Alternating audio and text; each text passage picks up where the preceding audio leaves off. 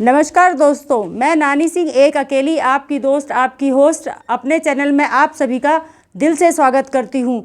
मैं जैसे कि नेपाल की वादियों में हूँ, अपने मेंटोर श्री सुरेश नौटियाल जी के साथ यहाँ पर आई हूँ और आज मुझे बहुत खुशी हो रही है कि सीनियर सिटीजन हैं और साथ में वो पूर्व नौकरशाह और ग्रीन पार्टी के पूर्व कोषाध्यक्ष हैं।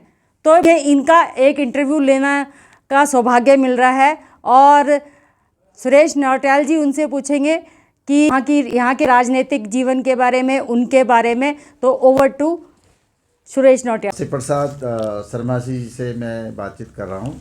नमस्कार। नमस्कार।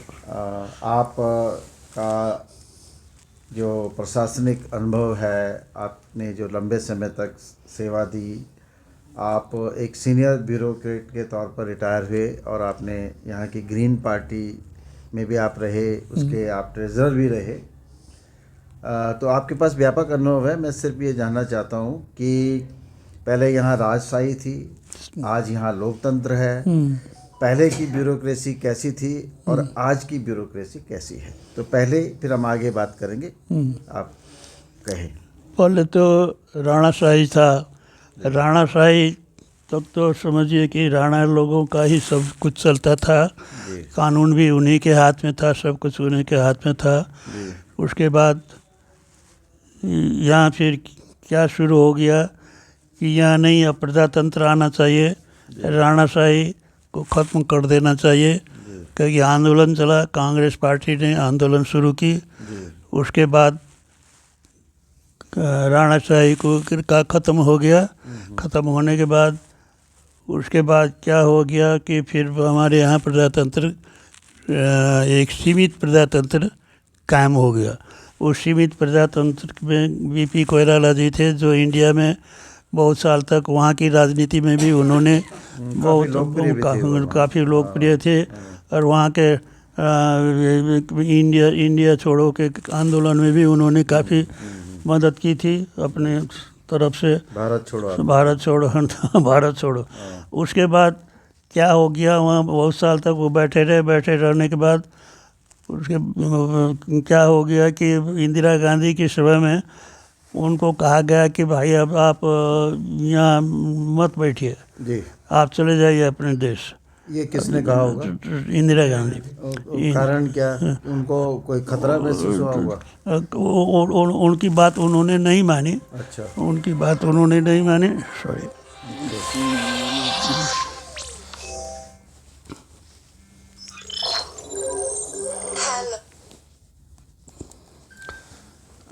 उनकी बात नहीं मानी तो चले आए।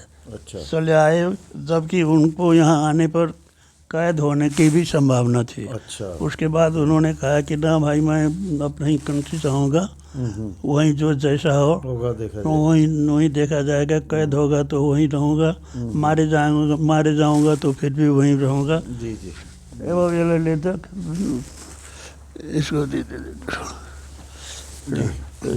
मारे जाऊँगा, अभी तो अपने कंट्री में ही मारे जाऊँगा कह के वो आए राजा के साथ। और राणाशाही के बाद हमारे त्रिभुवन सरकार आ गए।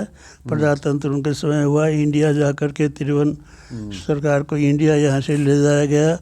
वहाँ इंडिया में बैठे, वहाँ गवर्नमेंट ऑफ इंडिया से बातें हुई। बातें होने के बाद फिर त्रिभुवन सरकार यहाँ पहुँच कर आ गए। राणा ख़त्म हो गया। अब ये शाह सरकार शुरू हो गया। तो शाह सरकार शुरू होने के बाद इधर शाह सरकार शुरू हो गया। उसके बाद उधर से हमारे बीपी कोइराला जी आ गए। बहुत बड़े नाम के अच्छे थे, राजनीति भी उनकी बहुत अच्छी रही। तो वो आकर के क्या कहा कि मैं राजा के साथ अपना गर्दन जोड़ करके बैठूंगा। अच्छा। और राजा के साथ अपना गर्दन जोड़ करके बैठूंगा। कम्युनिस्ट लोगों से मेरा कभी भी कुछ संपर्क नहीं रहेगा। उनकी मान्यता को मैं नहीं मानूंगा। उनका अपना कहना है, अपना मानते रहें। मैं तो प्रजातंत्र का मेरा वही विचार है, मैं उसी में व्यस्त रहूंगा। कम्युनिस्ट इतने शक्तिशाली नहीं रहे होंगे नेपाल में, या थे? कोइराला जब कोइराला जी ने ये बात कही। नहीं, कोइराला जी शक्तिशाली नहीं थे, वो आते ही उन्होंने यही कहा शुरू में। बाद में इलेक्शन हुआ, इलेक्शन होने के बाद कांग्रेस का बहुमत आ गया। कांग्रेस का बहुमत आने के बाद क्या हुआ कि वो प्रधानमंत्री भी हुए। प्रधानमंत्री होने के बाद राजा और उनकी बातों में कुछ मतभेद, कोई राजनीतिक मतभेद नहीं, व्यक्तिगत ढंग से कुछ मतभेदें हो गई। अच्छा। मतभेद होने के बाद कितना मिनट हुआ है इसमें? एक सेकंड। मतभेद होने के बाद इनको राजा ने अपना कू कर दिया, कांग्रेस पार्टी को ख़त्म कर दिया। ख़त्म करने के बाद राजा महेंद्र ने क्या किया कि अपने नाम पर पूरा शासन चलाना उन्होंने शुरू किया। अपने नाम पर शासन चलाना शुरू किया। करीब 20-25 साल तक उन्होंने अपना शासन चलाया।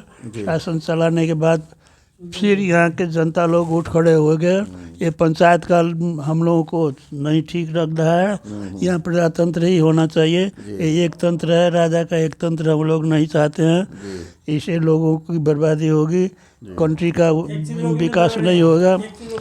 बीपीजी का मतभेद हो गया। मतभेद होने के बाद उन्होंने अपने हाथ में ले लिया पूरा शासन, राजा महेंद्र ने।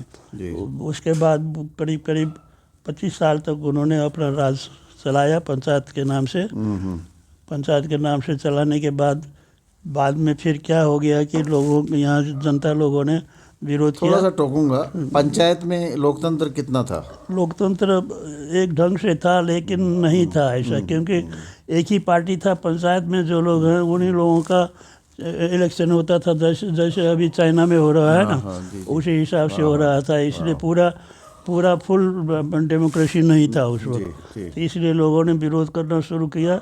शुरू करने के बाद क्या हो गया कि 2040 साल में फिर नया गवर्नमेंट आ गया। 40 साल में आने के बाद 46 साल से लेकर के नया संविधान फिर यहाँ बना। उससे पहले संविधान राजा का बनाया हुआ संविधान था, जनता का बनाया हुआ संविधान नहीं था।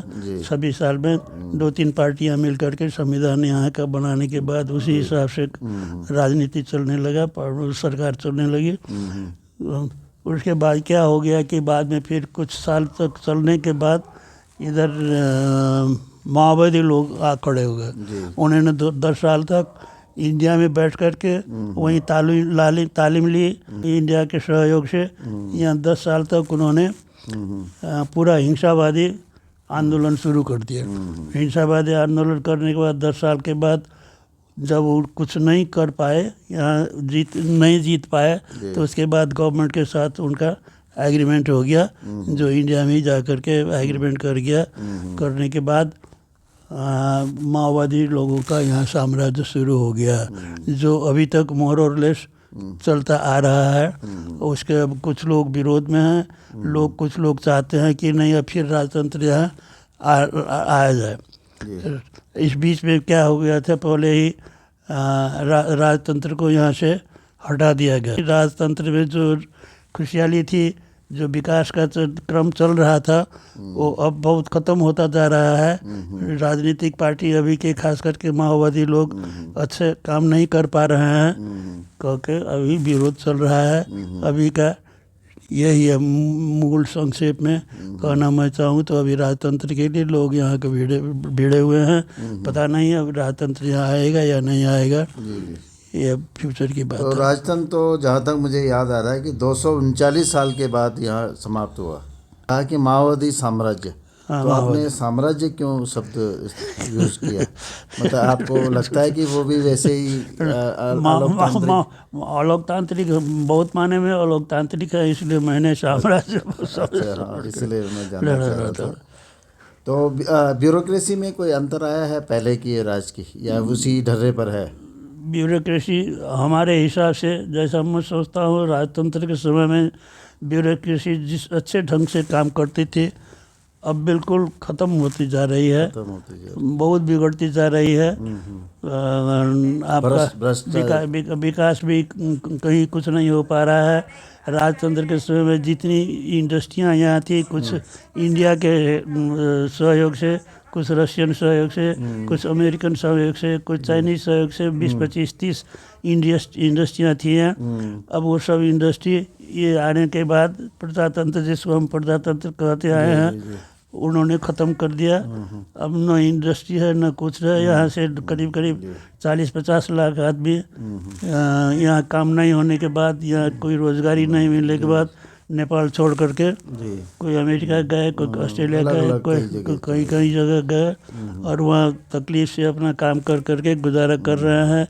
वही लोग यहाँ भेज रहे हैं रेमिटेंस। उसी रेमिटेंस से समझिए कि हम लोगों का इकोनॉमी अभी चल रहा है, क्योंकि इंडिया के साथ हमारा करीब करीब 80% इंपोर्ट है। हम इंडिया से सामान हम इंपोर्ट करते हैं 80%, और यहाँ से हम 5-6% खाली इंडिया को एक्सपोर्ट कर पाते हैं, क्योंकि हमारे यहाँ उत्पादन भी नहीं है, अपना खेती भी नहीं है। ऐसे हम लोग कहते हैं कि कृषि विकास मुल्क है, कंट्री है, लेकिन तो आपको लगता है कि ब्यूरोक्रेसी और राजनीतिक भ्रष्टाचार भी बढ़ा है, ब्यूरोक्रेसी में भी भ्रष्टाचार बढ़ा है? बहुत राजनीति में तो और सबसे ज़्यादा राजनीति में बढ़ा है। और राजनीति में बढ़ने के बाद ब्यूरोक्रेसी भी उसके पीछे ब्यूरोक्रेसी को उन्होंने अपने तरफ से लगाया। हर जगह अपनी ही पार्टी के लोगों को वो रखते हैं। यहाँ की राजनीति जो है हमारे हिसाब से बहुत ढंग से बिगड़ती जा रही है। यानी जनता के नाम पर जो लोकतंत्र लाया गया, उसमें भी अभी झोल है और वो उसको ठीक से नहीं लाया गया, ठीक से नहीं ला पाया है। जिस मकसद से इन लोगों ने 10 साल का आंदोलन किया था, उसमें से कुछ भी नहीं कर पा रहे हैं ये लोग, बल्कि पहले जो विकास थे उन सबको बिगाड़ करके इन लोगों ने छोड़ दिया। जी। अब ग्रीन राजनीति का क्या कोई भविष्य देखते हैं आप? जैसे आज की दुनिया में ग्रीन पॉलिटिक्स के लिए बहुत बड़ा स्पेस है, क्योंकि क्लाइमेट चेंज हो रहा है, ग्लेशियर पिघल रहे हैं, खेती खत्म हो रही है, बहुत सारी चीज़ें हो रही हैं। अब आप जी, तो आपके यहाँ क्या है ये तो हमको उतना मालूम नहीं है। लेकिन हमारे यहाँ क्या है, राजनीति करने के लिए सबसे बड़ी बात है कि आपको बहुत सारे पैसे चाहिए जी। बिना पैसे का राजनीति यहाँ नहीं कई बात। हम लोगों ने ग्रीन पार्टी यहाँ चलाई थी करीब 13-14 साल तक हम लोगों ने शुरू किया, तो चलाया था। लेकिन उसके बाद क्या हो गया कि पैसे हम लोगों के पास नहीं थे। ये माओवादी लोग तो लूटते थे, बैंक को लूटा और लोगों को मारा पीटा। सबसे कहते थे कि भाई चंदा दो, नहीं दोगे तो तुमको मार दूंगा। इस तरीके से ये हिंसा के लाइन में चले गए। तो जिस तरह से अभी भी करप्शन के माध्यम से बहुत सारे पैसे लोग बटोर रहे हैं, जो कि हम लोग ग्रीन पार्टी में नहीं कर सकते थे, अपने तरफ से भी नहीं लगा सकते थे। इसलिए ग्रीन पार्टी हम लोगों को छोड़ देना पड़ा। और उसके बाद भी बहुत सारी पार्टियां प्रजातंत्र के नाम से यहाँ बनने लगी, लेकिन उनके साथ भी वही बात हो गई। ये लोग अभी जो माओवादी लोग हैं, वो लोग पैसे का हिसाब से अपना पार्टी चला पा रहे हैं, लूटे हुए पैसे सभी दे पा रहे हैं, इसलिए ऐसा चल रहा है। लेकिन और नए पार्टी जितने भी आए हैं, पैसे के अभाव से ठीक से नहीं चला पा रहे हैं। अब देखें क्या होता है आगे। अब संविधान चेंज करने की बात भी चल रही है, ये होगा नहीं होगा, अब ये फ्यूचर की बात है, अभी नहीं कर सकते हैं। धन्यवाद श्री प्रसाद शर्मा जी। नमस्कार। आपने हमें नेपाल की राजनीति के परिदृश्य से परिचय कराया और पिछले कई सालों का जो राजनीतिक और लेखा जोखा है देश का, उसके बारे में आपने हमें बताया। कुछ नई चीज़ें भी बताई जो हमारे संज्ञान में नहीं थी। इसी के साथ विदा लेते हैं। धन्यवाद।